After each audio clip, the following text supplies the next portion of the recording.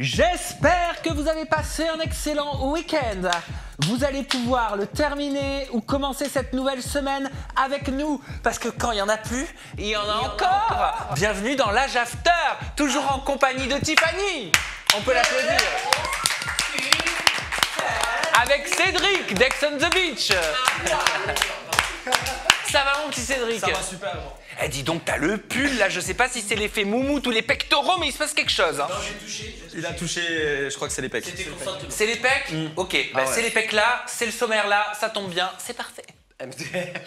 Au sommaire de cet Age After 221, on commencera directement avec la question qui tue. Notre invitée Tiffany passera sur le grill et on lui a préparé des questions bien brûlantes. Gros dossier cette semaine. Drop, 10 ans après le plus grand accident de la télé-réalité française, Sophie, la sœur d'une victime, viendra en plateau pour témoigner sur l'avancée de l'affaire. Mais quel est le mood de nos chroniqueurs cette semaine? On le découvrira à travers leur up and down. On commencera avec Julien Tanti qui a été sanctionné par la DGCCRF après ses publicités pour le trading. On enchaînera avec l'arrivée des hommes en force sur les plateformes intimes, puis on terminera ces up and down avec l'exploitation intime des mineurs et on analysera ce phénomène qui est en pleine croissance et c'est alarmant. Pour terminer ce Aja bien croustillant, c'est Sarah Frézou qui est à l'honneur dans la rubrique La Jabêtise. En effet, la candidate affirme qu'Emmanuel Macron entre en guerre contre Vladimir Poutine. Êtes-vous prêts pour cet Age After? Êtes-vous prêts pour cet Age After? Vous avez la barre de commentaires pour nous apporter votre soutien, pour nous apporter un like, un petit like. Oui, ça fait longtemps, tiens, qu'on n'avait pas parlé de like. Soutenez-nous, montrez-nous votre amour. On est là pour l'amour, on aime l'amour. Il y avait un jingle. Mel, je t'aime. Mel, je t'aime. Moi aussi, je t'aime. Merci de me donner Je du t'aime. travail et une reconversion professionnelle. Hermano, toi, t'es un peu enrhumé, mais je t'aime comme ça. Je t'aime comme un homme que je ne suis pas. On s'aime. Tiffany, Cédric, je vous aime. Je vous aime, vraiment.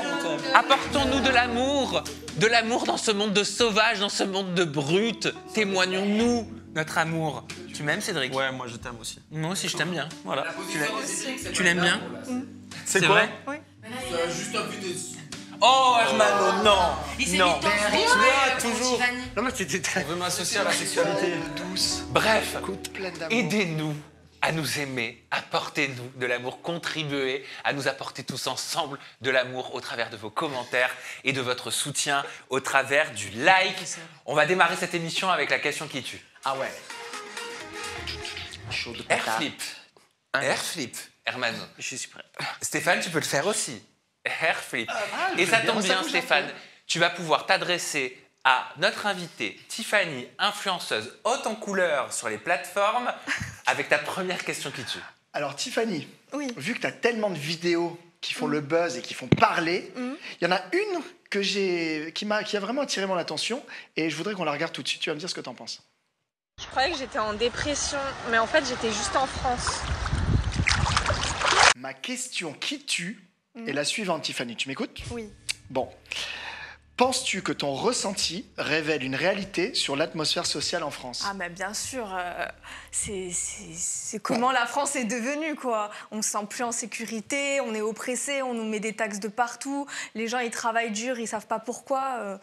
Ah oui, et de toute façon, si la vidéo elle a buzzé autant, c'est aussi, elle a été aussi beaucoup reprise, beaucoup de gens ont fait des playbacks sur ma voix, c'est qu'au final, j'ai vraiment, c'est que beaucoup l'ont ressenti. Et moi, cette vidéo-là, je l'ai vraiment fait comme ça au hasard. J'étais à la mer, j'étais à Miami et j'ai réalisé, je me dis putain, mais en fait, j'étais pas en dépression, j'étais juste en France. Je l'ai fait et ça a buzzé. Tu l'avais vu cette vidéo, Mélanite? Oui. Qu'est-ce que tu penses de ce type de punchline là, de cette vidéo là? Tu la trouves naturelle, spontanée?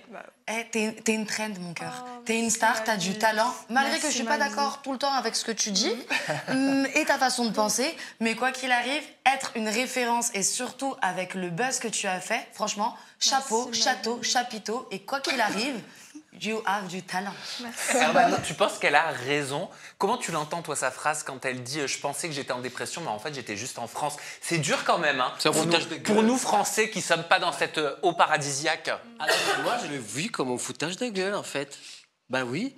Dans le sens, oui, c'est sympathique. Voilà, la meuf, elle est à la mer. Merci, excuse-moi, si les gens, ils doivent travailler aussi pour pouvoir se permettre d'aller là-bas.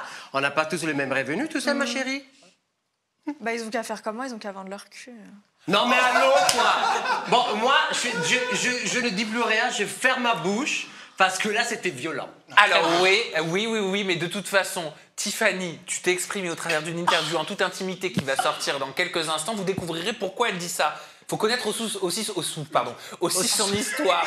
Voilà, bah oui, c'est important. Mais ne faites pas ce qu'elle dit. Non, ne faites jamais. pas comme elle et Non. ne vendez pas vos photos intimes parce que c'est très risqué et c'est lourd de conséquences. Ah ouais, comme C'est vrai, derrière. je suis d'accord, je suis d'accord. Oui. Et t'es plus en dépression, ça va? Ça va. Avec vous, Mais t'es rentré en Alsace. je suis à Paris là. Il faut que tu retournes vivre là-bas. Pourquoi? En Bah, je sais pas, Alsace? parce que t'es pas en dépression là-bas. Ah non, je suis bien à Paris moi. C'est en Alsace que je suis pas bien. L'Alsace n'est pas la France. Hein. Ouais, c'est Ouais, c'est vrai. c'est bien C'est vrai, évidemment. c'est vrai. Mais bon, si elle a été repostée par plein de gens, c'est que beaucoup de gens l'ont ressenti. Ça veut rien dire. En tout cas, ça fait rire. Mais ça beaucoup de fait gens. rire. Ça fait rire, je pense. Merci pour ta réponse, Tiffany, et merci pour ta super première question qui tue. Mel, c'est à toi. Je te confie notre invitée, Tiffany. Tu peux lui poser ta question qui tue. Alors, non, c'est pas moi, c'est Hermano. Oui, mais c'est pas grave, on a le droit d'intervertir. Mais c'est bien. Tu suis le conducteur. Un bon point. S'il vous plaît, pour pas que je sois dans le... enfin, pour pas que je vende mes pieds ou mes fesses, s'il vous plaît, dites à Sam de me garder pour que je garde un travail, s'il vous plaît. Allez, tu sais quoi? Alors, Allez, Hermano. Ah, je l'ai fait moi, Allez, du coup. c'est à Oh, toi. on t'a perturbé, meuf. Bref, ma Julie Tiffany. Alors, depuis quelque temps, tu es une créatrice des contenus sur MYM, sur Mime. Ouais. J'aimerais te montrer un petit extrait d'une vidéo d'un certain Dylan Thierry, qui confiait vouloir sauver le pire en aidant les créatrices de contenus intimes. Regarde. Du coup, on fait de la pub, on la recrute, on lui fait faire un... Ouais, voilà, elle fait tout ce que tu peux imaginer sur doigt de la machin, tout ça, écart des jambes, photos, tout ça.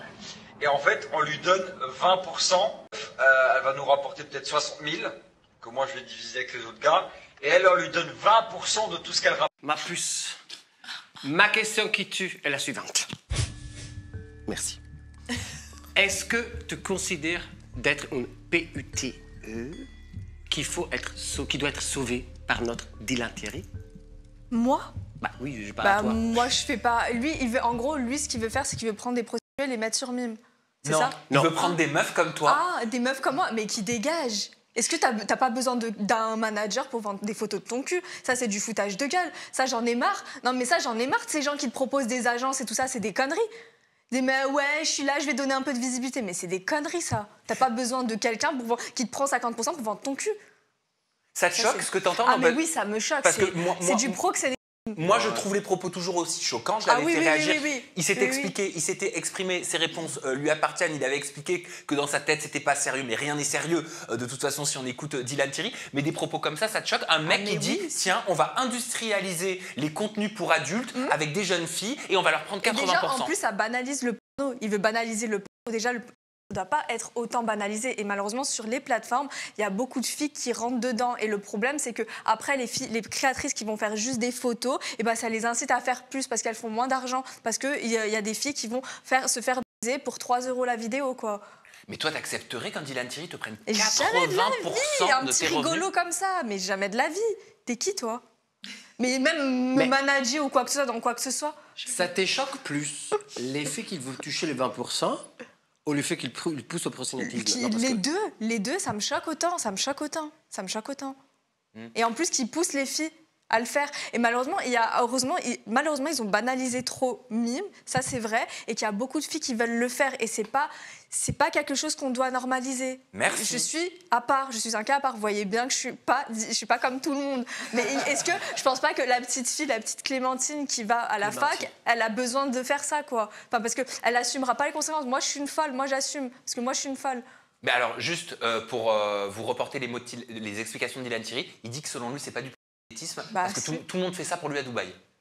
Ouais, bah, et alors? Mais aussi, tout le monde se prostitue à Dubaï, mais c'est de la prostitution. Donc si, c'est du proxénétisme pour moi.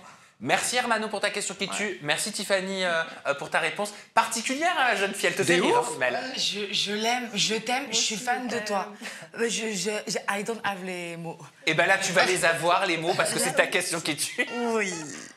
Bon. Tiffany, comme on a pu le voir avec la vidéo de Dylan Thierry, il y a de nombreux hommes qui proposent à des jeunes femmes de les parrainer sur les plateformes. Ma question qui tue est... Moi aussi, je peux avoir une musique, s'il vous plaît? Et la suivante. Voilà. Ma question qui tue est, est-ce que tu t'es déjà fait démarcher par un candidat de télé pour te promouvoir sur les plateformes? Oui. Lequel? J'en ai eu plusieurs, j'ai pas le souvenir, mais ce qui m'a... Déjà, j'avais Vlad Holtin, à l'époque. Alex d'Emma Cake-Up, Oui. devenu Emma Paris. Oui, il m'avait proposé, mais c'était il y a 2 ans. Ensuite, ce qui m'avait outré, c'était Adé Laurent, qui m'a proposé. Et il n'y avait pas de souci, moi, j'ai pas eu de souci, il donne de la visibilité. Mais il m'a dit, moi, je prends 50%. Mais je lui dis, mais moi, je ne suis pas une nouvelle créatrice qui l'ait pris. Ça, à une créatrice, par exemple, comme Carla, qui s'est lancée, qui était inconnue, je veux bien. Mais Laquelle, moi, Carla? Carla Vix. Île de la Tentation?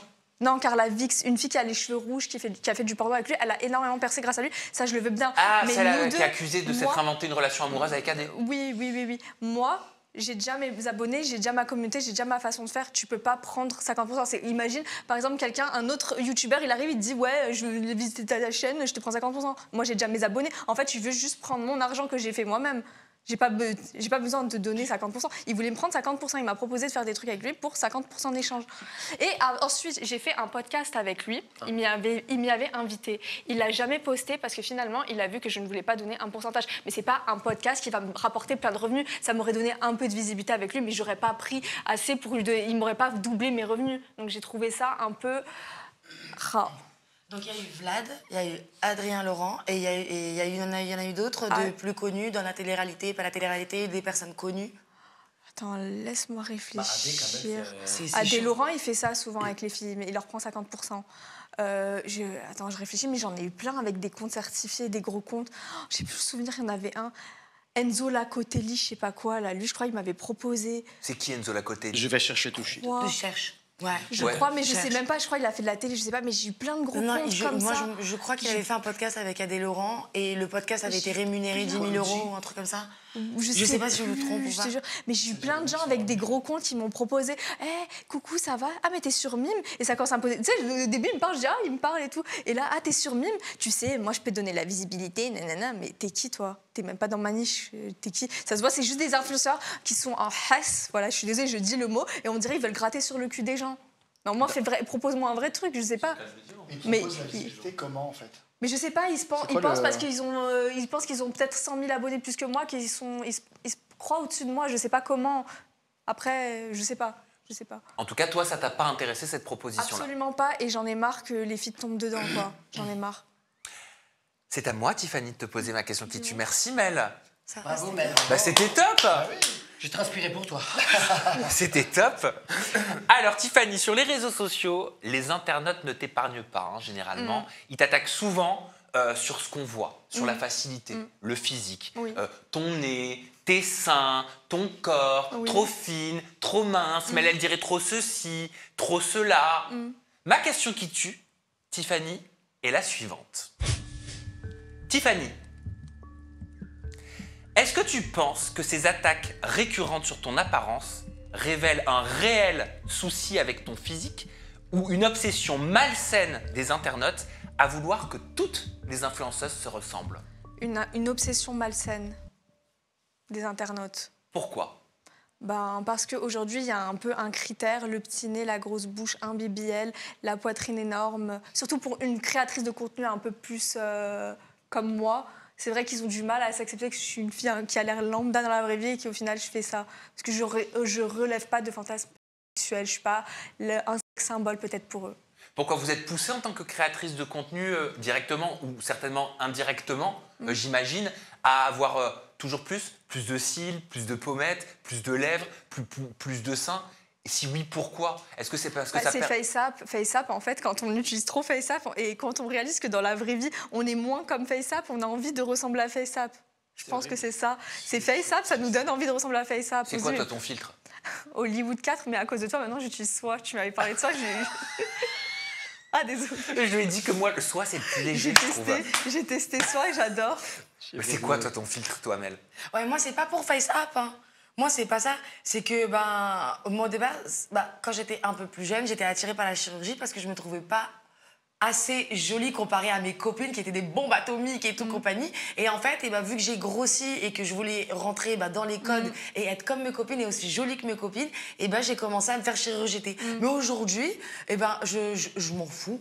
De toute manière, l'amour, c'est pas rentable, rien n'est rentable, donc autant garder mon visage, autant que je me plaise à moi. Quoi. En plus, t'es déjà refaite, donc à un moment donné. Bah ouais, au bout d'un moment, j'ai plus rien à faire. Mais par contre, mon filtre, c'est Mignonne, numéro 4. Ah ouais, Mignonne, il est bien fake, hein. Ouais, j'aime bien.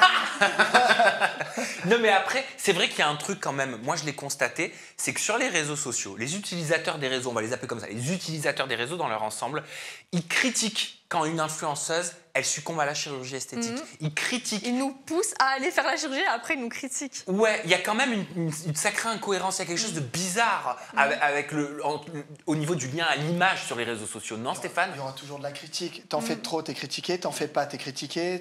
Il y aura toujours sujet à critiquer. Donc finalement, fais absolument ce que tu as envie de faire parce que quoi qu'il arrive, on te critiquera. Mais après, c'est vrai qu'il y en a beaucoup qui se ressemblent. Parfois, tu vois les photos de l'une ou une photo de l'autre sur les réseaux sociaux, surtout chez les candidates de télé-réalité. Tu te dis, mais c'était qui? C'était Laura Lampika ou c'était Maëva Guénam? C'était Maëva ou Yelena? On finit par plus savoir. Pardon, je suis désolée. Regardez Maëva Guénam, comment elle était canon avant, quoi. Bon, elle est toujours... Elle est toujours canon. Mais on en parlait. Elle n'avait pas besoin de faire ça. Elle n'avait pas besoin d'en faire autant. Après, tu vois, tout le monde a des complexes. Toi, t'es pas refaite, si? Non. Les seins? Non. T'as pas de cul? Non. Bon, d'accord. Moi, je suis une fille complexée. Et en tant que fille complexée, moi, je fais de la chirurgie parce que ma mère, elle m'a pas donné le physique que je voulais à la naissance. Donc, d'un côté, c'est pas de ma faute.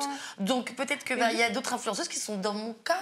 Donc, c'est pas grave si on faut corriger. Non, mais corriger, je veux bien, mais il faut pas à l'extrême. Même, ça peut être dangereux pour la personne. C'est plus ça que je dis. Corriger, oui, bien sûr. Par exemple, moi, j'ai juste ajouté de l'acide là pour compléter mon nez parce qu'il était trop crochu. Mais corriger, mais garder son visage, je pense. Non? Je pense qu'en fait, il ne faut pas suivre parce que ça ne s'arrête jamais. Bah, le problème, c'est qu'une trend avec le corps, c'est toujours très dangereux. Bah, bien sûr, parce que souvent, c'est irréversible. Surtout les BBL, c'est dangereux. Très dangereux, c'est l'opération de chirurgie esthétique avec le taux de mortalité le plus élevé au monde, le BBL. Donc pour ceux qui ne savent pas, on rappelle, c'est le fait de faire une liposuction, de délocaliser la graisse, par exemple, du ventre, des hanches, et de la réinjecter dans les fesses. Ah ouais, il y a des conséquences terribles. On se rappelle de Luna Sky, Émile Diamart, qui encore aujourd'hui ont des conséquences. Eddie, je crois qu'il a failli mourir.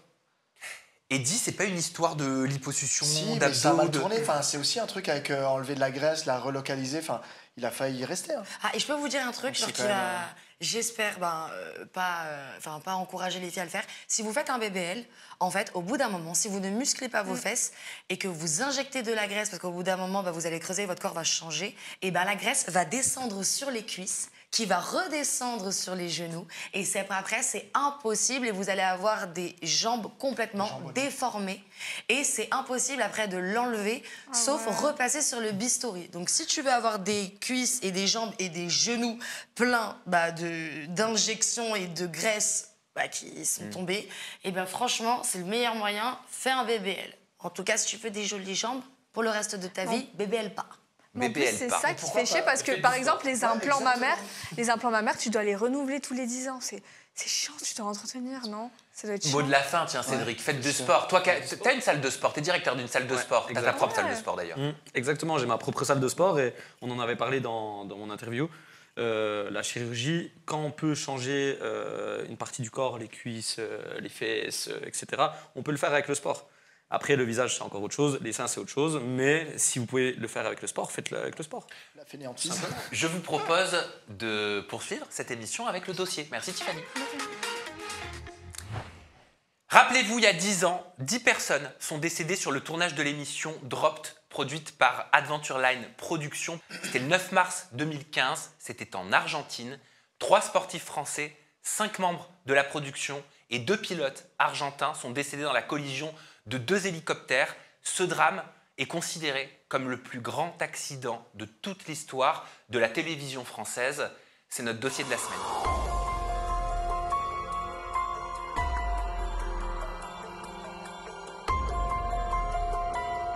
Pour mieux comprendre, je vous propose de relayer cette vidéo, ce montage vidéo qui a été fait par les proches, par les familles des victimes. Il s'appelait Roberto Abate, Florence Artaud, Juan Carlos Castillo, Édouard Gilles, Brice Gilbert, Volodya Guinard, Lucie May Dalby, Camille Muffin, Laurence Baznik, Alexis Vastine.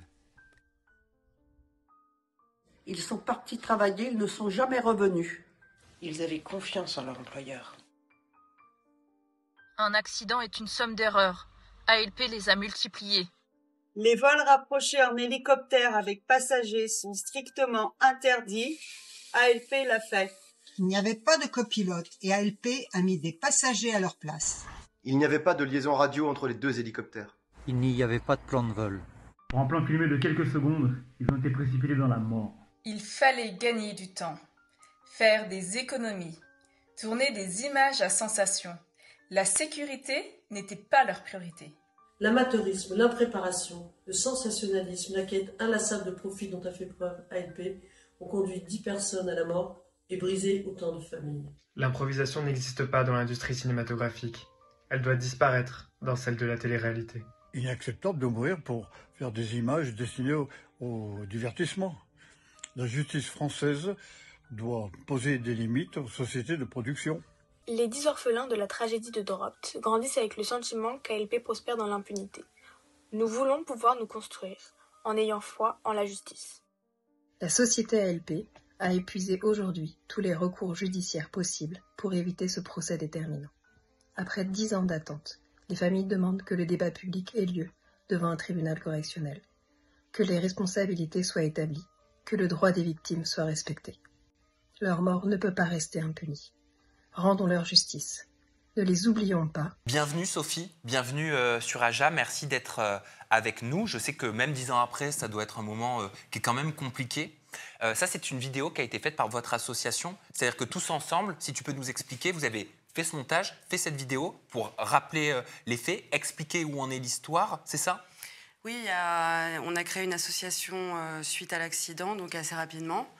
Et on essaye de faire assez régulièrement des choses pour se faire entendre, parce qu'on parle très peu de cette catastrophe qui reste le plus grave accident de l'histoire de la télévision.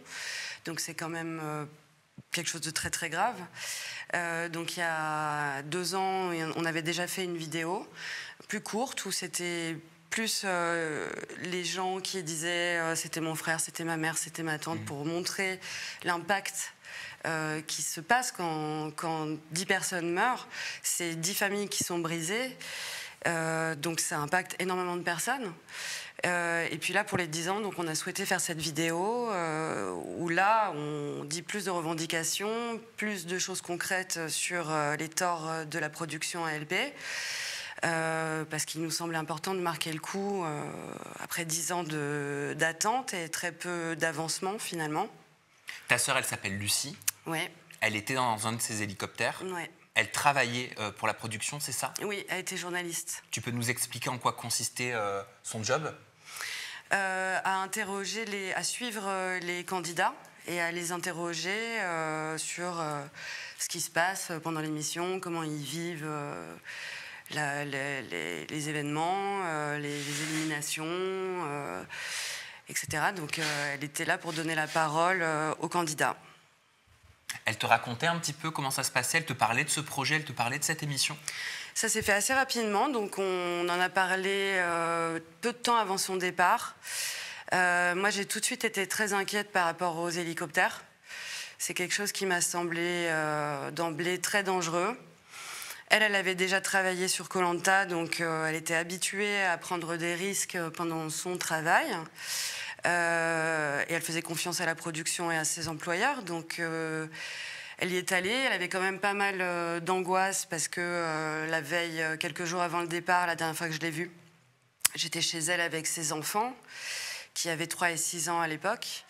Et elle a reçu un coup de téléphone de la production qui lui a dit qu'ils avaient donc un équipement pour elle. Et donc, ils avaient ses chaussures de marche, parce qu'elle était censée suivre les sportifs. C'était des sportifs de haut niveau qui étaient candidats dans cette émission. C'était une émission qui était animée, je crois, censée être animée par Louis Baudin, c'est ça ? Oui, c'est ça. Qui anime la météo. Voilà, qui anime la météo. Donc, il était très content parce qu'il avait une émission importante.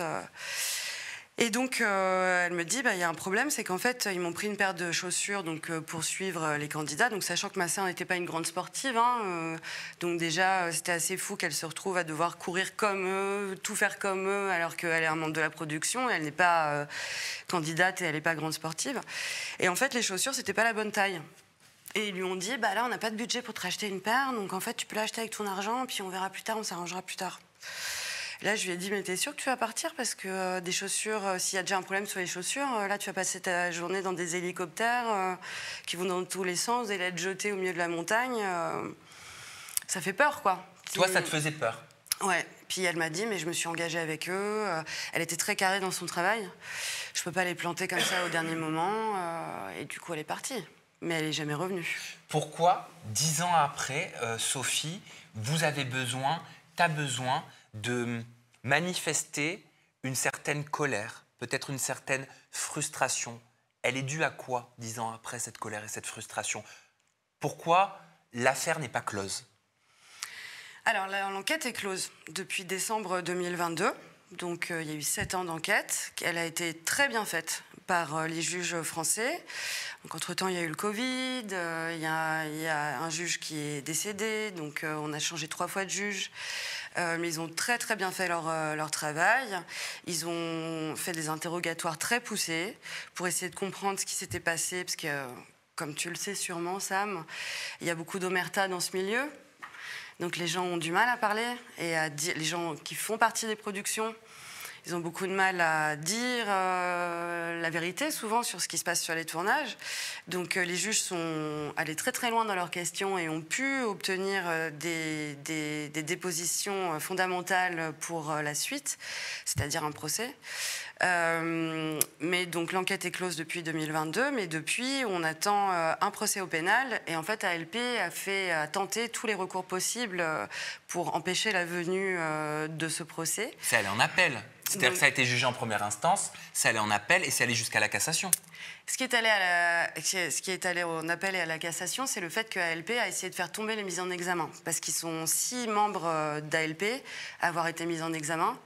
Donc c'est les membres les plus importants de la production, donc le directeur de production, le PDG d'ALP, la société en elle-même, les 2 directeurs financiers et le responsable de la sécurité sur Dropped. Parce qu'en tant que famille des personnes qui sont décédées dans ces accidents d'hélicoptère pendant le tournage de Dropped, vous pointez quoi du doigt? Est-ce que vous estimez que c'est une erreur de la production, une défaillance? Qui vous pointez?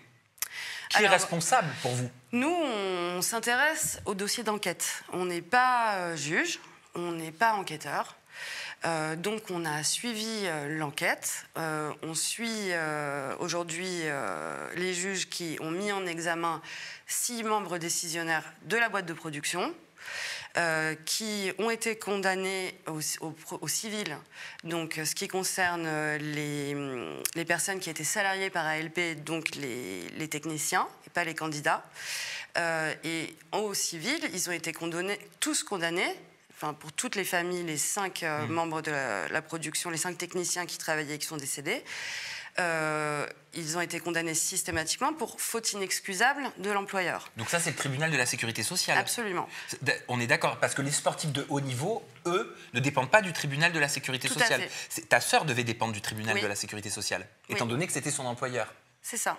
C'est ça. Donc les 3 sportifs de haut niveau, donc Alexis Vastine, Camille Muffat et Florence Artaud, n'ont pas pour l'instant eu de procès, ni du coup leur famille. Et toi, tu es en lien avec les familles? On est en lien avec les familles, particulièrement avec la famille Vastine. Comment ils le vivent? Ils sont dévastés, mais comme nous. On est tous dévastés. Ça a été un drame absolu, un choc énorme. Je ne sais pas si vous vous rendez compte, mais on a mis 3 semaines à récupérer les corps. Ce que j'appelle les corps, c'est des cercueils scellés par la police, parce que ça a brûlé pendant 24 heures, donc il ne reste plus grand-chose. Et on les a récupérés à l'aéroport, avec les paparazzis qui étaient à l'extérieur, et ils ont fait une chapelle ardente à l'aéroport avec tous les cercueils alignés, les 8, parce qu'il y avait 2 pilotes argentins, donc ils sont restés en Argentine. Ça a commencé comme ça. Qu'est-ce que dit la production? Quelle a été la gestion de la production face à un drame, un tel accident? J'ose imaginer, je pense qu'on peut tous se dire, même si j'imagine que c'est très difficile pour toi, mais aucune production n'espère que ça se passe comme ça. Aucune production ne souhaite un drame pareil. C'est sûr. C'est sûr. Alors malheureusement, on n'a eu jamais aucune excuse de la production. Ça ne nous ramènera pas nos proches, mais ça aurait été pas mal de reconnaître les torts qu'ils nous ont faits. Les torts, c'est un euphémisme. Donc on n'a eu aucune excuse de la production et on est très vite rentré dans un bras de fer avec eux. Une espèce de guerre froide, d'avocat à avocat. Et actuellement, ils sont dans une position de déni total. Donc, évidemment, nous commençons par ne pas s'excuser, c'est déjà ne pas reconnaître ce qui s'est passé. Et quand ils vont jusqu'à la cassation pour faire tomber les mises en examen, c'est ne pas reconnaître ce qu'ils ont fait. Et c'est assez affolant de la part d'une production. Ils rejettent la faute sur qui? Alors, sur les pilotes qui sont décédés, évidemment, ils parlent qu'il y a eu une faute de pilotage et que donc c'est de la faute des pilotes. Alors on se doute qu'il y a eu une faute de pilotage vu que les hélicoptères se sont crashés. Donc oui, on l'a tous vu qu'il y a eu une erreur de pilotage. Maintenant la question de fond, c'est qui a embauché les pilotes déjà? Ce sont eux. Et ensuite, les pilotes n'ont pas décidé de comment allait procéder le vol. C'était un vol en formation, donc c'est 2 hélicoptères proches. Ils ont demandé, la production a demandé qu'il y ait une boucle en 360 qui soit faite et qu'en plus on filme cette boucle. Et chose qui est totalement interdite, ils ont mis des passagers dans les hélicoptères alors que les vols en formation, c'est interdit de mettre des passagers. ALP l'a fait. Ça, c'est pas les pilotes. Ça, c'est la décision d'ALP. Qu'est-ce que c'est des vols en formation? Alors, les vols en formation, c'est 2 hélicoptères qui volent ensemble. C'est ce qu'on peut voir. Le seul moment où on voit des vols en formation, c'est le 14 juillet. C'est l'armée qui fait ça. C'est pas des émissions de télé. Et éventuellement, quand on voit des plans incroyables filmés dans les airs, avec des hélicos, etc., par exemple un James Bond, c'est le cinéma et c'est extrêmement sécurisé. C'est une journée entière de tournage pour faire 3 secondes d'image. Là, c'était à la rage totale, à 17h, ils ont dit, bon, allez, on a perdu du temps, on va mettre tout le monde dans les hélicos, on rajoute une boucle, on filme en même temps, il n'y a pas de radio entre les hélicoptères, il n'y a pas de copilote, mais ils n'ont pas désactivé les pédales des copilotes, mais ils ont mis des passagers à la place des copilotes. Ils filment porte ouverte, il n'y a pas de plan de vol, les pilotes n'ont jamais volé ensemble. Ils changent au dernier moment de l'endroit où ils décollent. Il n'y a pas de brief avec les techniciens qui vont filmer à l'intérieur et les pilotes. Et ils mettent des passagers pour faire le vol en formation, alors que c'est strictement interdit. La liste que je viens de faire, tout ça, c'est des infractions aux lois aéronautiques. Ça, c'est des décisions d'ALP. T'as essayé de discuter? T'as essayé de parler avec eux? Ils n'ont pas du tout essayé de rentrer en contact avec nous. En même temps, on est, comme je vous disais, on n'est pas... Enfin, forcément, on se bat contre eux, donc... Ouais, mais en fait, vous ne devriez pas vous battre les uns contre les autres, mais ensemble. Voilà, mais sauf qu'à partir du moment où ils sont dans le déni total et qu'ils mettent la faute sur les pilotes, qu'ils ne s'excusent pas et qu'ils ralentissent la procédure... En fait, c'est comme une torture, c'est-à-dire que nous... On a tous vécu un choc traumatique avec la violence de l'accident. Il y avait énormément... Ils étaient jeunes, ma sœur elle avait 36 ans, mais la plupart des gens avaient plus ou moins cet âge-là. Donc ils avaient tous pratiquement des enfants en bas âge. Il y a 10 orphelins dans cette tragédie qui grandissent sans parents et jusqu'à aujourd'hui sans justice. À chaque fois qu'ils font appel, parce qu'ils ont fait appel aux civils pour les procès du tribunal de la sécurité sociale, systématiquement.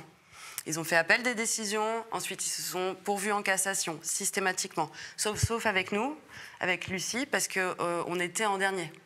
Donc, parce qu'à chaque fois qu'ils vont en appel et en cassation, ils payent plus cher. Donc là, ils ont peut-être au bout de 10 ans commencé à apprendre de leurs erreurs. Il serait temps, j'ai envie de dire. Donc avec nous, ils ne se sont pas pourvus en cassation. Ensuite, ils ont fait appel et plus cassation pour les mises en examen. Donc nous, à chaque fois, ça recule l'échéance d'un procès au pénal. Ce qui est fondamental dans le procès au pénal, c'est que c'est pour nous un procès qui doit être exemplaire. Il y a 20 ans, on a dû attaquer les productions de télé-réalité pour que les candidats aient le droit à un contrat. C'est vrai. Grâce à l'avocat Maître Jérémy Assous. Absolument. 20 ans plus tard, nous, notre volonté, c'est que ce procès soit exemplaire pour que maintenant les candidats et les techniciens aient droit à une sécurité maximum.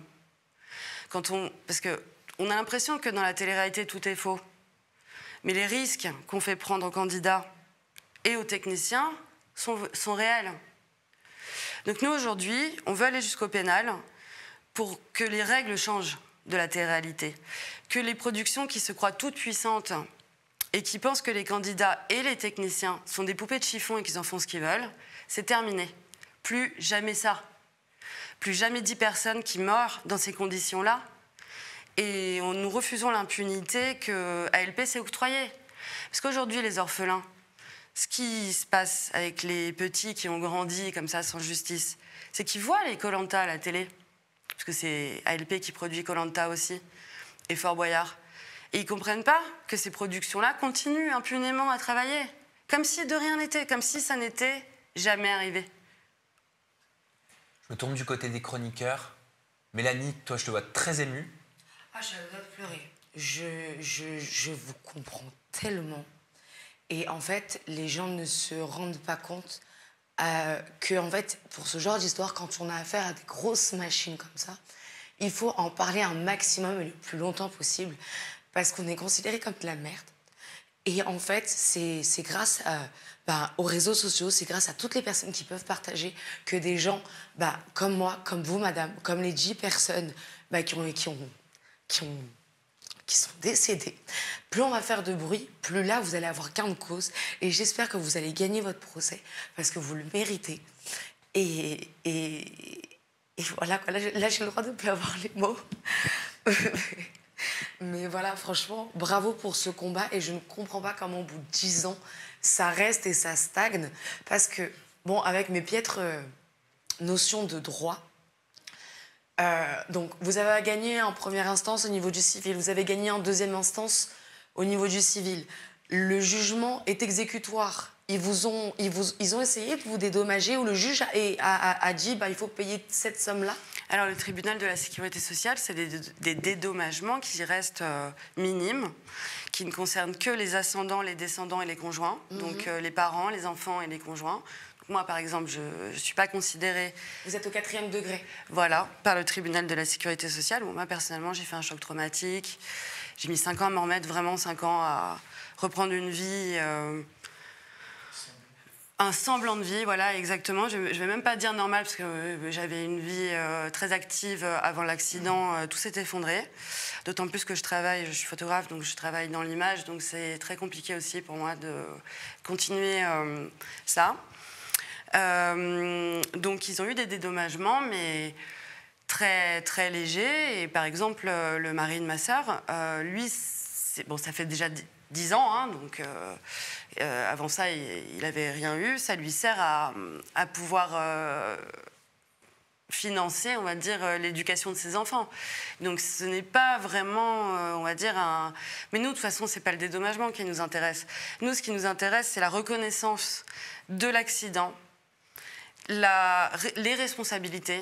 On veut aller jusqu'au pénal parce qu'on veut savoir ce qui s'est passé. Et on a des comptes, on pense que ALP nous doit des réponses. Pourquoi vous n'avez pas mis de copilote? Pourquoi vous avez blindé les 2 hélicoptères de passagers? Pourquoi il n'y avait pas de radio entre les hélicoptères? Pourquoi vous avez fait un vol en formation et que vous avez filmé en même temps, alors que vous n'aviez pas le droit de le faire si vous aviez des passagers? C'est ça qu'on veut savoir. Pourquoi, pour 10 secondes d'image, vous avez projeté 10 personnes dans la mort? Donc c'est surtout ça qui est fondamental pour nous. On veut que la production soit face à ses responsabilités et qu'ils assument ce qu'ils ont fait et qu'ils nous répondent droit dans les yeux de pourquoi ils ont fait ça.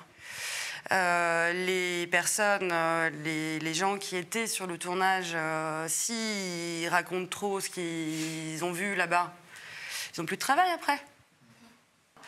Et ce que j'ai trouvé aussi particulièrement sinistre et cynique de la part de la production, c'est qu'ils n'ont pas... la personne qui a répondu pendant le duplex, c'était pas un des responsables d'ALP qui était sur place. C'était le présentateur télé. C'était le présentateur de l'émission. C'est lui qui a répondu aux questions des journalistes. Comme si le tournage n'était pas fini Et comme si la fin du tournage, c'était ça. Il y avait les corps des membres de notre famille dans ces carcasses. Stéphane, tu veux t'adresser à Sophie? C'est dur de trouver les mots, parce que déjà, c'est quelque chose qu'on ne peut pas expliquer quand on le vit pas. C'est dur de mettre des mots dessus.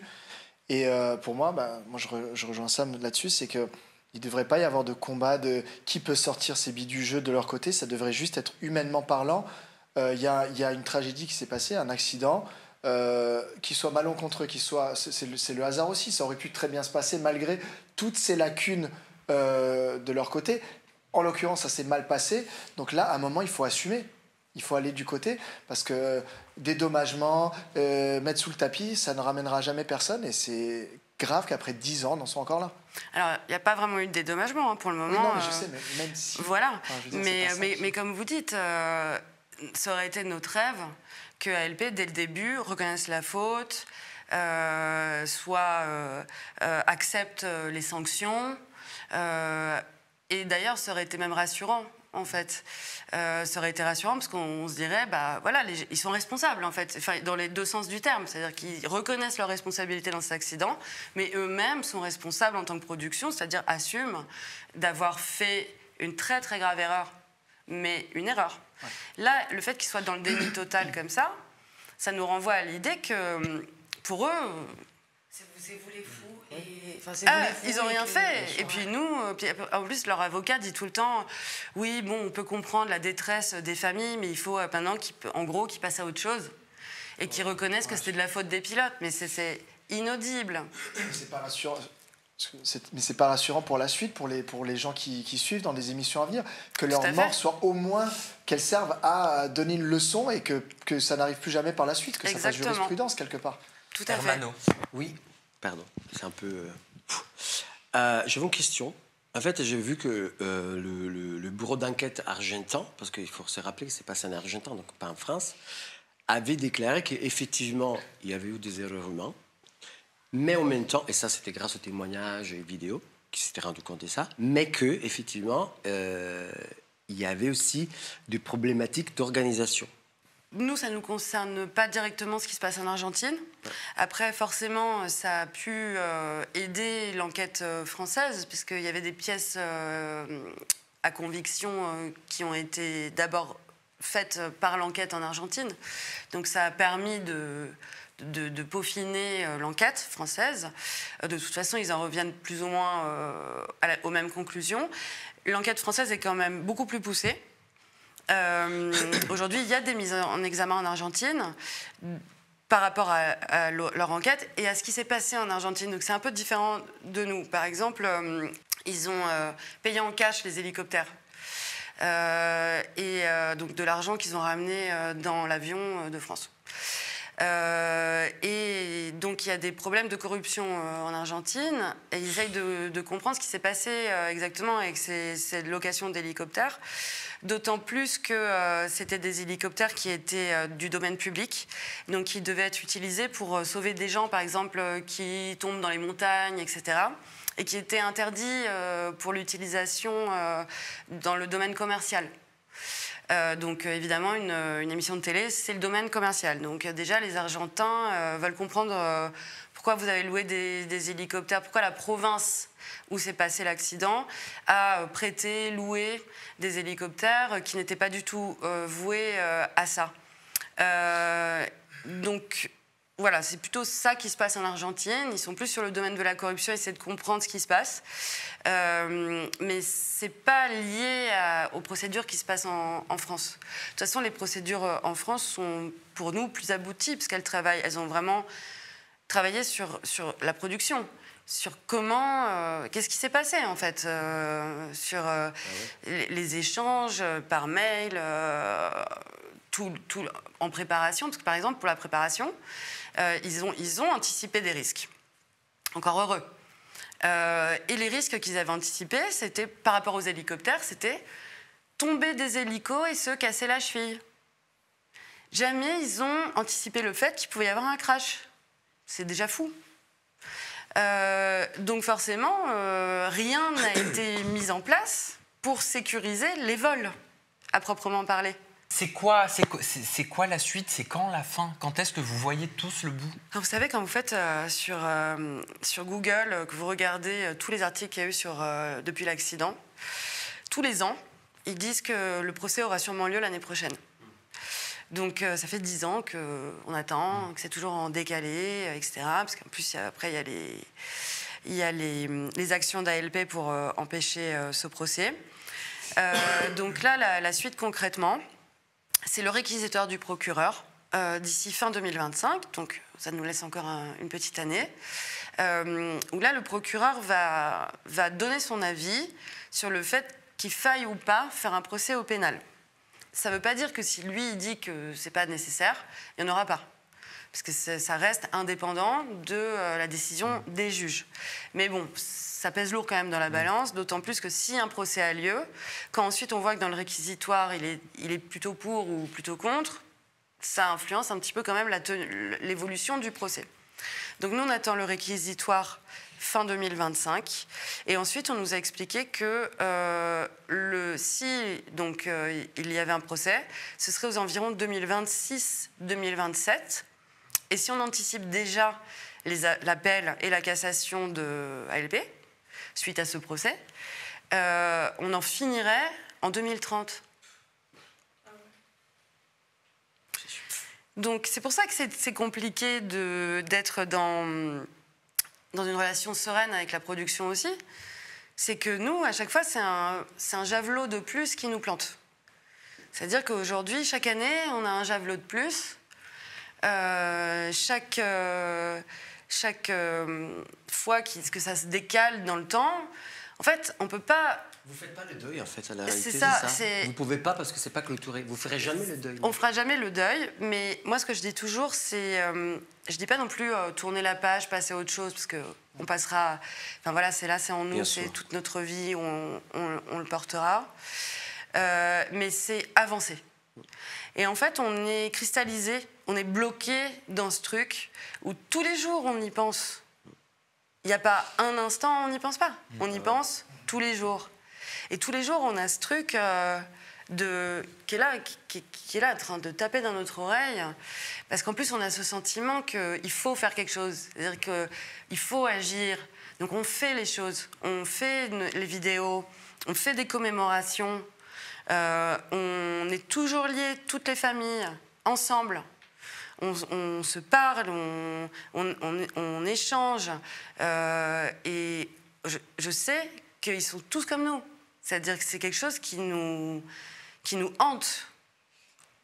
Et pourtant, on est tous sains et on essaie de prendre du recul. On n'est pas dans l'hystérie collective. On n'est pas à invectiver ALP pour rien. On s'en tient aux faits. On s'en tient à l'enquête. On s'en tient aussi au droit. Parce que ces victimes ont le droit à un procès. C'est un droit français d'avoir un procès. Donc nous, on s'en tient aux faits. Et c'est très difficile d'avancer quand ça ne bouge pas. Merci Sophie, en tout cas, d'avoir été avec nous. Merci beaucoup pour ce témoignage. Ça nous aide toujours quand on nous aide à porter notre voix et notre injustice. Il faut en parler parce que plus vous allez avoir de la visibilité, plus ça va avoir un impact, et plus vous allez avoir du soutien et ce que vous voulez. Parce que les gens comprennent aussi ce qui s'est passé. Et que vous puissiez faire votre deuil comme toutes les personnes qui ont perdu leurs proches. Et voilà, donc les internautes, je te pique ça. Le chat... Moi, juste ton micro et la tablette. Pardon, sinon, désolé.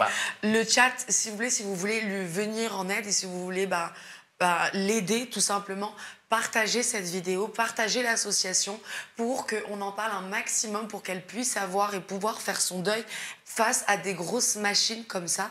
Et parce que là, on parle pas, c'est pas de la merde, là, c'est des vies humaines.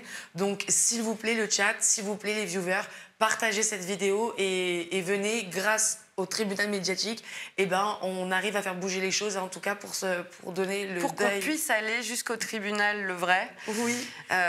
Et que ça n'arrive plus jamais. Voilà, c'est exactement ce que j'allais dire. Pour que tout le monde y apprenne quelque chose. Merci Sophie. Merci d'avoir été avec nous. Merci. Éprouvant. le témoignage de Sophie, mais important. Voilà. Vous étiez sans mots, mais je pense que c'est difficile d'avoir des mots quand on entend un témoignage aussi fort.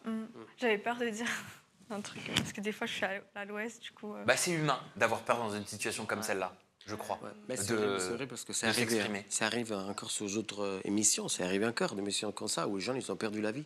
Mais c'est important de ne pas invisibiliser. Tout à fait. Voilà, je crois qu'invisibiliser, c'est pire. Enfin bref, ça c'est mon avis. Allez, on va retrouver le sourire, parce qu'on a les up and down. Ah oui. Et Mel, c'est toi qui vas nous redonner le sourire. Attends, je fais une prière. T'es méchant. Quoique, vas-tu nous redonner le sourire parce qu'on va découvrir si c'est un up ou si c'est un down. Alors, j'ai choisi pour aujourd'hui un down. Et mon down, il va pour Julien Tanti. Alors, Julien Tanti, un célèbre candidat de télé-réalité que vous connaissez toutes et tous, a été sanctionné par la DGCCRF après ses publicités pour le trading. Rappelez-vous que Julien Tanti est un véritable adepte des publicités de trading et je vous laisse constater par vous-même.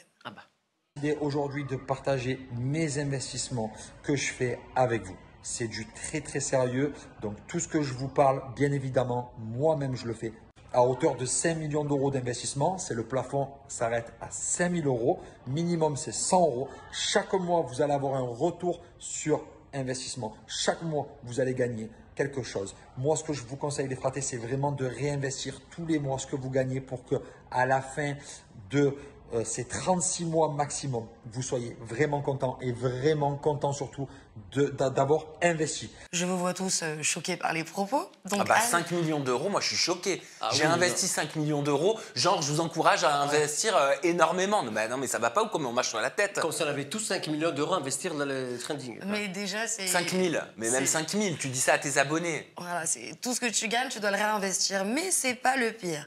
À la suite, une enquête a été menée par la DGCCRF pour... pratique commerciale trompeuse. Voilà, c'est ça. Merci.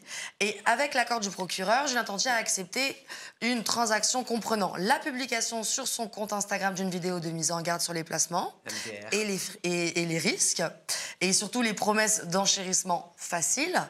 Ensuite, il a accepté la publication pendant 30 jours de cette décision, de aussi payer une amende, et pour finir, l'engagement à cesser toutes ces pratiques litigieuses.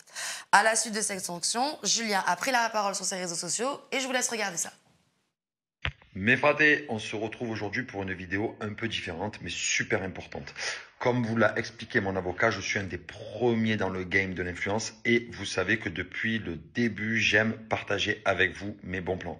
Mais il faut qu'on parle sérieusement 2 secondes. Je vais vous parler du trading. C'est risqué. Ce n'est pas un jeu le trading, les fratés. Ce n'est pas de la magie. Copier un trade, conseiller sur les réseaux sans rien y comprendre, c'est comme jouer à la roulette russe avec votre argent. Et vous savez quoi? Vous pouvez tout perdre, les fratés. Des promesses d'enrichissement facile et rapide, genre mets 100 euros, gagne 1000 euros, blablabla, en une semaine, les fratés, méfiez-vous. Ça sent pas bon. Ces trucs-là, c'est souvent des arnaques. Si c'était aussi simple, on serait tous millionnaires, voire milliardaires, les fratés. C'était mon petit message de la journée, les fratés, parce que je veux tous vous voir bien en forme et pas en galère. Donc prenez soin de vous, méfiez-vous, les fratés, faites attention, et il y en a assez. Je vous embrasse. Non mais il se fout de la gueule du monde. Oui, c'est ouf. Là, il y a le Mais texte, il est prêt. il se fout de la gueule du monde. C'est gênant. Mais c'est gênant, ouais, t'as raison. Je préfère largement des photos de mon cul et être trop Ah bah voilà. Bam. Non mais franchement, Mel, c'est pour ça que c'est ton down pour ça. Alors, mon down, oui, c'est pour ça, parce que quand il y avait la compensation financière de faire de la promotion, et oui, c'est génial le trading, rejoignez-moi sur mon canal Telegram, machin, je vais vous faire gagner de l'oseille. Mais tout d'un coup, dès que, toc, toc, toc, il y a la DGCCRF, et là, c'est pas bon. Et comme par hasard, ça a été fait après l'interdiction après la régule de la loi sur les influenceurs. Donc déjà, ça s'appelle de la récidive. Et ensuite, là, il est condamné, il a accepté sa sentence. Donc en fait, il a été obligé de la faire, cette vidéo. Oui, complètement. Parce que malgré, il n'a pas respecté la loi des influenceurs, il a continué quand même à faire du trading. La DGCCRF lui est tombée dessus. Et c'est là où, par contre, il fait comme s'il n'avait jamais fait cette publicité du trading. Et il est obligé de revenir sur ses propos. Maintenant, moi, personnellement, dès que j'entends Télégramme, rejoignez mon canal, pour moi, ça sent l'arnaque. Aka Nicolas Lodzina la semaine dernière, hein, on vous a averti. Hein. Voilà, faites attention. Quand tu veux, quand t'es sûr, parce qu'il était vraiment là, ouais, c'est sûr, vous pouvez gagner de l'argent, en moins, assume. C'est vraiment que c'était fake, quoi. C'était juste c'est pas ça la question. Vous scam, quoi. Là, il n'a plus le choix. Le trading aujourd'hui, c'est quand même un vrai métier. Mais c'est fait par des traders qui ont des bac plus 10, bac plus 5, bac plus 7. En fait, il décrédibilise le métier d'influenceur parce qu'il est là, il fait son placement, ouais, c'est trop bien et allez-y. Et après, il revient sur ses propos. Il décrédibilise le métier. C'est la preuve que vraiment, il est vraiment là que pour l'argent. Il sait même pas, ça se trouve, il sait même pas ce que c'est, ce qu'il promouvoit, quoi. Oh bah, c'est ça le problème. Oui, il sait bien sûr ce qu'il fait. Il nous prend tous pour des cons. Et ça décrédibilise le métier d'influenceur qui, eux, font peut-être des placements de produits qui sont vrais, quoi, des marques qu'ils aiment vraiment bien, et du coup ça... Non, mais on s'en fout, on parle de ça. Franchement, c'est le foutage de gueule de lui. Moi, je m'en balèque de ce qu'il fait, parce qu'il y en a des dizaines qui ont été censés, qui ont pris l'amende comme Ilan. Ilan, la même chose, c'était pour les paris sportifs. Mais c'est pas le sujet. Le sujet, c'est lui. C'est le foutage de gueule. Même la façon dans laquelle il parle, on ne l'y croit pas. Il lit un test, il est à fond pour nous arnaquer, mais par contre, pour nous dire qu'en fait, il nous la place bien droite derrière. Non, là, oui, les fratés. Moi, je veux que vous soyez tout bien. Et il va relire. Mais c'est ridicule, ça devient pathétique. Mais pourquoi vous êtes là tout comme ça? Mais c'est un chien. Si on vous dit qu'il faut investir, ne le faites surtout pas, vous pouvez tout perdre. Mais qu'est-ce que t'as fait pendant des mois? Mais oui. Qu'est-ce que t'as fait? Mais c'est des gens, moi je le répète des milliers de fois, ces gens-là, il faut lui couper l'amende. Non, il faut couper les réseaux, c'est finito. Stop.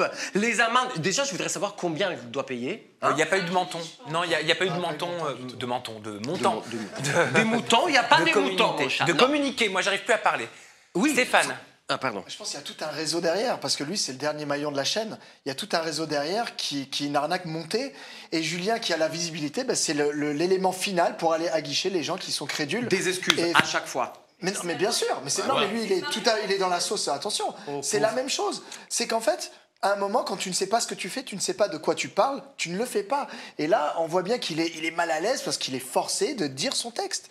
Parce que c'est la seule porte d'issue, la seule issue qu'il a pour Mais excusez-moi, je sais pas vous, mais moi quand j'entends « Non mais c'est aux marionnettes », mais moi je m'en fous que c'est aux marionnettes en fait. Le mec il a 30 balais, ça fait 20 ans qu'il est dans la télé, il a bien fait les sous en arnaquant les gens, il sait très bien comment ça marche la loi la loi française, pardon. Il habite à Dubaï, donc je pense que tout le monde il s'en fout, alors qu'il sait très bien qu'il va se faire attraper à un moment donné. Là il s'est fait encore des milliers d'euros, même si la loi est déjà passée, et il pense quoi? Que tout le monde reste là comme ça, et qu'un petit test en s'excusant « Oh désolé, j'ai essayé de vous le mettre par derrière un peu de quelques années, maintenant c'est bon, je suis gentil. » Non, parce que dans 2 ans, il va refaire la même chose. Il faut aller être dur avec des gens comme ça, parce qu'il se moque des gens qui sont là, ils disent « Mais le pauvre, bon voilà, il a fait 2-3 fois. » Non, parce qu'ils savent ce qu'ils font. On sait tout. Tout le monde sait qu'est-ce qu'on poste, qu'est-ce qu'on dit, surtout des gens qui ont fait des milliers d'euros, qui sont partis à Dubaï faire la belle vie et qui ont 30 balais. J'ai une question, il vit à Dubaï? Oui, bah oui, il vit à Dubaï. Il aurait pu ne pas payer de pas le faire et il vit plus à Dubaï. Bah, mais c'est quoi? Mais bien sûr, la loi influenceur. En France, il a des comptes, son public est en France. Il a des comptes encore à rendre en France? La loi, en fait, c'est que dès que tu as ta communauté qui est française, quoi qu'il arrive, ça touchera la France. Merci Mel pour ton sujet. Exactement. Steph, c'est à toi, tu peux nous présenter le tien. C'est quoi? Je veux savoir. Alors, on en a parlé un petit peu tout à l'heure. Alors, moi, mon sujet, donc, ce sera un up, parce que c'est l'arrivée en force des hommes sur les plateformes, entre guillemets, mime, voilà, sensuelles, etc., mime, OnlyFans, etc. Ben, moi, je mets un up là-dessus, tout simplement parce que, en même temps, on veut de l'égalité, on est tout le temps en train d'hypersexualiser les femmes. C'est les femmes qui sont toujours mises en lumière, que ce soit pour le positif ou le négatif. Et je pense qu'aujourd'hui, on est dans un monde tellement ouvert, les hommes devraient aussi pouvoir y avoir accès. On doit avoir un équilibre qui se crée et ça a pris du temps, ça a pris des années. Je n'ai pas les chiffres, mais je sais que Mime et OnlyFans, ça fait des années que ça existe. Et c'est en train d'arriver maintenant où les hommes commencent à se dire mais pourquoi pas, moi aussi. D'ailleurs, moi aussi, clairement, moi je suis dessus, ouais. Attention. Stéphane, t'es sur Mime? Mais attention, on va se calmer. Moi, je ne fais pas de... Il y a rien. Moi, c'est une continuité du mannequinat. C'est-à-dire qu'aujourd'hui... Ouais, mais tout le monde dit ça. Même Tiffany, elle dit... même elle dit, je monte pas ma pêche. Non, en vrai, moi, j'assume totalement. Parce que le truc, c'est que j'ai un enfant. Moi, je n'irai jamais au-delà de certaines limites. C'est les miennes. Chacun a ses limites. Des fois, il y a l'argent, Non, moi non. décroche, Moi, ça peut sortir demain. arrive, J'ai hein. aucun problème. J'ai mes limites et ça ne dépassera jamais. J'ai fait 20 ans de mannequinat où je me suis retrouvé en slip, les fesses à l'air, sur des shoots à tout va. Aujourd'hui, c'est une continuité qui m'amuse. On va pas se mentir. On parle financièrement, c'est un plus. Il n'y a pas de souci là-dessus. Moi, je ne suis pas au niveau d'Adé Laurent, ni financièrement, ni dans ce qu'il fait. Après, je pense que chacun fait ce qu'il veut avec son corps. Et tant que, comme tu le disais avant, tant que ça blesse personne. Oui, voilà. Non, tant que ça fait pas de mal. Mais Moi, c'est je fou suis pas en parce qu'on train. se fait grave insulter, mais au final, on fait du mal à personne. Bah, c'est bien que la balance se remette en état pour que les hommes aussi prennent un petit peu leur part de responsabilité. Non, là, la discussion, c'est pas les plateformes intimes. La discussion, c'est l'arrivée des hommes en masse sur les plateformes intimes. Cédric, toi, tu pourrais en tant qu'homme te mettre sur Mime ou sur OnlyFans? Moi, oui, je pourrais, parce que j'ai totalement confiance en moi, etc. Pour certaines personnes, ça peut être plus difficile, mais est-ce qu'un homme, ça pourrait autant marcher qu'une femme? C'est là la question que moi je me pose par rapport au... Le patriarcat, de base, c'est les hommes qui dépensent pour les femmes, pas l'inverse. Ouais, sauf que tout dépend quel est le public qui regarde un homme sur les Ça, c'est plateformes. vrai. En général, si c'est une communauté gay... Ouais, et moi, c'est Adé Laurent qui me parlait de ça, il me semble. Peut-être qu'on a la vidéo. Il y a du contenu sur les plateformes privées. Il est destiné à qui? Destiné aux femmes, destiné aux hommes? Qui regarde? Il y a des transgenres qui me regardent. Il y a des gays, il y a des hétéros, il y a des nains, il y a des handicapés, il y a tout le monde qui me regarde. Tout ce qui est majeur, j'ai une forte audience, Sam, sur mes plateformes privées, que ce soit Mime ou OnlyFans, qui me regarde. Parce que c'est Gabano qui me disait que lui, son audience, elle était quasiment exclusivement que gay et qui créait son contenu pour les gays. Exactement. Et j'ai beaucoup de gays qui me suivent, bien sûr. J'ai des demandes particulières tous les jours, Sam. Est-ce que toi, tu sais, Stéphane, quel est ton public sur les plateformes intimes? Moi, j'ai testé le truc, ça fait vraiment pas longtemps. Je suis pas du tout dans cette démarche. Je trouve ça rigolo de tester des trucs. Moi, vu ce que je montre, à mon avis, j'aurais pas beaucoup d'audience parce que je montre pas grand-chose. Mais je pense que majoritairement, c'est un public, à mon avis, plus gay qu'autre chose. Parce que, clairement, je pense que nous, les hommes, on est câblés différemment et on a un lien avec... La carte bancaire différente. Peut-être aussi, Parce non. Non, mais c'est vrai, j'ai l'impression qu'un mec, il va mettre plus facilement sa carte bancaire pour voir des contenus intimes qu'une femme. En tant que femme, est-ce que tu paierais pour voir un homme se dénuder ou en pose sensuelle, Mel? La Mélanie d'avant ou la Mélanie d'aujourd'hui? La Mélanie d'aujourd'hui. Non. Franchement, je garde mon oseille, ça y est, flemme. Non. Mais par contre, c'est vrai que...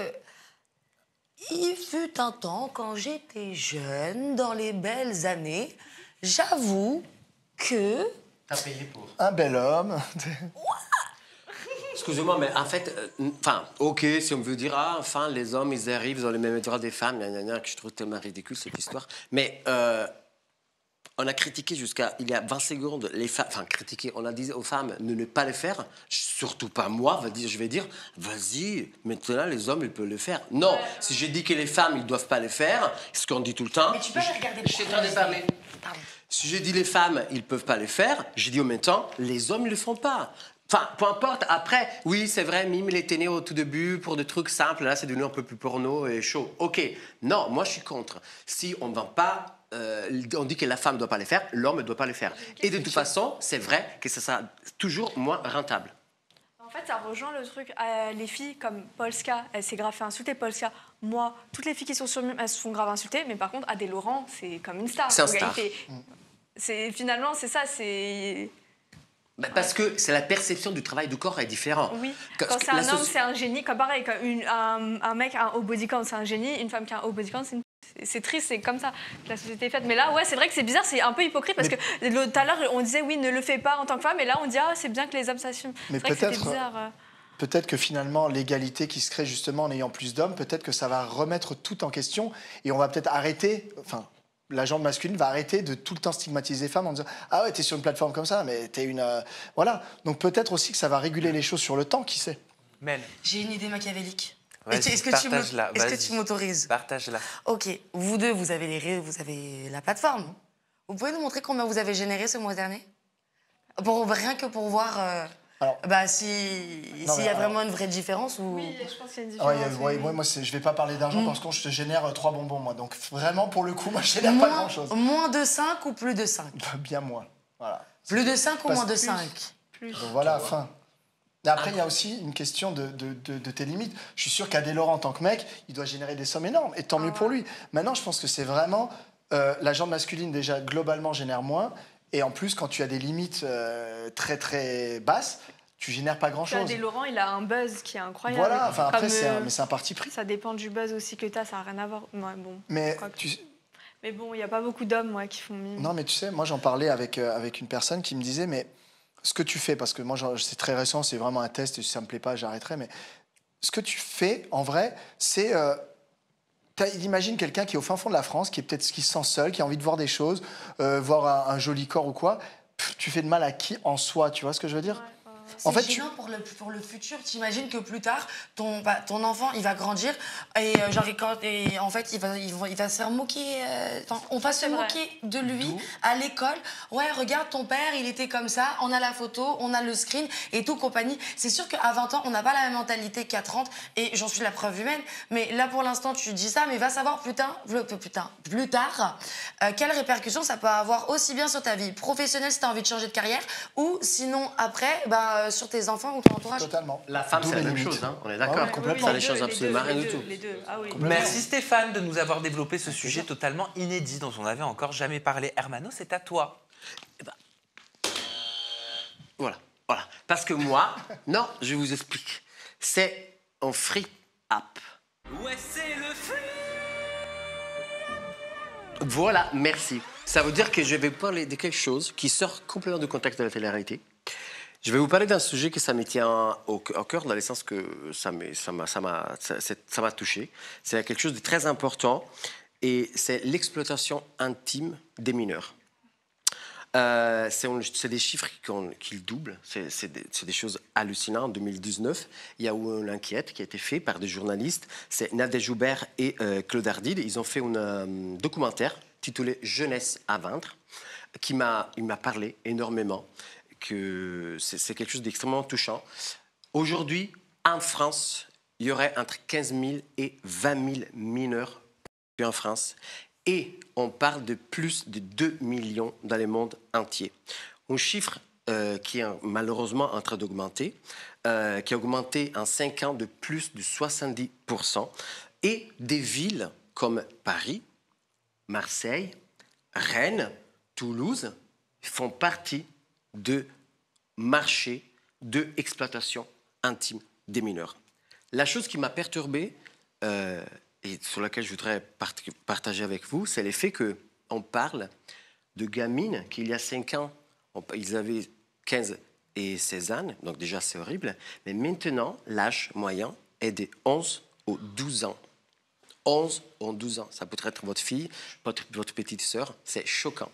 Et on n'en parle pas souvent, mais ça existe et c'est autour de nous. Et ce que ça fait mal, c'est qu'il y a parfois malheureusement des jeunes filles qui décident de partir de leur famille parce qu'ils ne sont pas bien et qu'ils font les mauvais choix. Il y a parfois des filles, et ça c'est encore malsaine, qui commencent eux-mêmes à prendre des photos avec des copines et à les poster sur des réseaux, ou qui tombent sur ce qu'on appelle les lover boys. C'est des copains, les fameux amoureux du moment, qui ils demandent de faire nos félicitations à son ami, à eux, comme ça, pourquoi pas.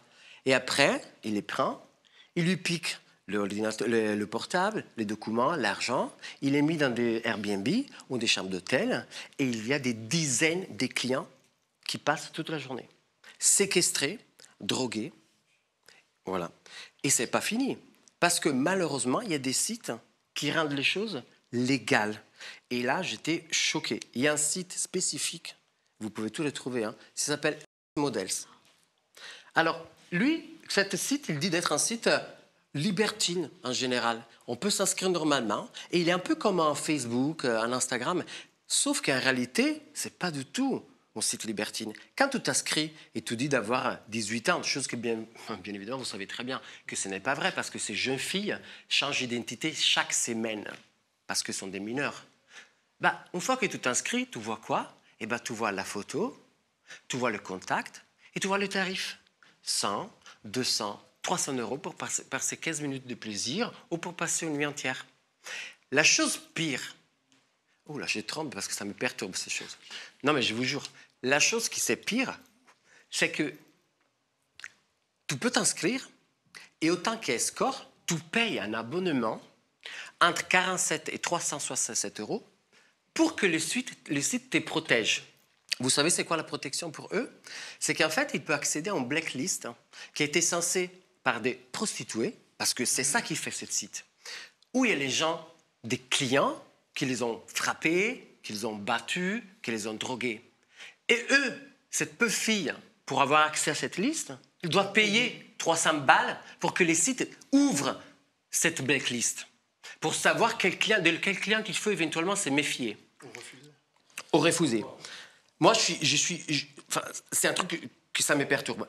La loi en France est extrêmement claire. Extrêmement claire. Tout mineur qui se livre à la prostitution, même occasionnellement, est réputé en danger et relève de la protection du juge des enfants. Le service départemental de l'aide sociale à l'enfance ont pour mission d'apporter un soutien matériel, éducatif et psychologique aux mineurs en situation de prostitution. On pourrait même se poser la question, et les parents sont où? Pourquoi ils font rien? Eh bien, faites gaffe parce que les parents, malheureusement, souvent, ils ne sont pas écoutés. Il y a des gendarmes qui n'arrivent plus, même pas à suivre les problématiques, tellement d'enfants sont kidnappés, pris en otage, ramenés dans des hôtels. Ils ne peuvent pas. Donc, même les parents, ils se sentent parfois délaissés parce que la gamine, elle disparaît pendant des journées. Et moi, si je pense que j'ai une nièce de 17 ans, c'est un truc que je ne peux pas, ça ne peut pas rentrer dans ma tête. J'arriverai jamais à comprendre comment est-il possible que nous, qu'on est des adultes, on n'arrive pas à protéger ce que c'est la société future. C'est des gamins qui, oui, ils peuvent avoir des problèmes avec leur famille. Parce que ceux qui font la société, peut-être que ça les arrange de niquer avec ces gamines. J'essaie, et malheureusement, les clients, ouais. C'est qui? Exactement, les clients, c'est des pères de famille. On le voit dans cet magnifique documentaire, d'ailleurs dur, mais magnifique. C'est des pères de famille qui payent pour aller avec des gamines. Parce que malheureusement, il y a le fantasme de la fille jeune. Après 11 ans, c'est de la fille, mais il y a ce fantasme autour de la femme jeune. Déjà, même en général, même le cliché sur les réseaux, ouais, une femme à partir de 30 ans, elle est périmée. Il y a ce truc autour de la femme jeune. C'est horrible.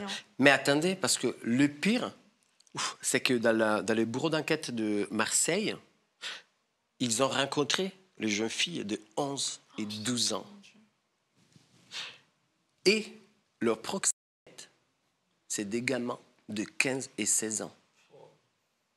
Des gamins de 15 et 16 ans font du proxénétisme en se justifiant en disant que de toute façon, quoi que ce soit, pour eux, ils vont mieux s'échapper en faisant du proxénétisme que des stupéfiants. Je ne sais pas si vous vous rendez compte à quel point. Et on ne parle pas de clients qui sont des de 50, parce que les filles disaient, oui, parfois, on rencontre des gens de 60, 70 ans, des hommes de 60. Mais les gamins de 15 et 16 ans qui poussent les filles de 11, 12 à faire ça. Et les polices, elles n'arrivent plus à suivre. Parce qu'il y a des gendarmes qui font leur travail, hein, bien sûr, qui essaient de suivre. Il y en a qui, malheureusement, ils disent, ouais, mais c'est son propre choix. C'est des bâtards aussi qui disent ça. Mais il y en a certains qui font leur travail, mais ils n'arrivent pas à suivre. Moi, en fait, ça me fait juste penser que c'est le pays qui va mal. Pourquoi ça a augmenté autant? De base, ce genre de truc, ça arrive souvent dans des pays émergents comme en Amérique latine. Pourquoi en France, aujourd'hui, on est arrivé à ça? Parce qu'on a une justice qui est laxiste, qu'on n'a pas de sécurité, qu'on ne nous protège pas, Je peux te dire un truc et tu ne m'en veux pas. Oui. Mais je pense, honnêtement, et pardon, en fait, c'est les influenceuses comme toi, et pardon parce que je t'apprécie, t'es une bonne personne.